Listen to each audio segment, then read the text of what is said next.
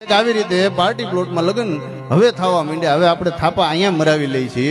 ખરેખર પહેલાના સમયમાં કોઈ દીકરી હોય એના થાપા ઘરમાં મારવામાં આવતા અને ગામડામાં બનેલી ઘટના સાહેબ. અભણ દીકરી થાપા મારી લીધા અને ઘૂમટો તાણી લીધો. ઘૂમટો તાણી લીધો એટલે અહીંયા જેટલા ઉભા તને કીધું બેટા હજી તો અમે તારા ભાઈ છીએ, આ કેમ હારા વાળા તે કેમ લાજ કાઢી લીધી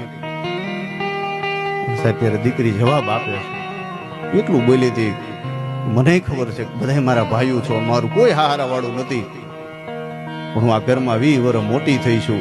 અને દર દાગીના દસ્તાવેજ મારા બાપનું સંપત્તિ ક્યાં પડી છે એ બધી મને ખબર છે.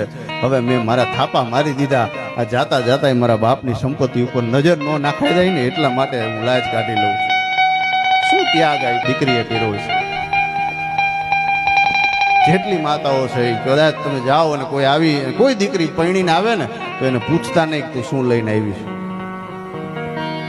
કારણ કે એ લઈને આવી ને એનાથી વધારે મૂકીને આવી છે. પોતાના ભાઈને છોડી દે, પોતાના બાપને છોડી દે.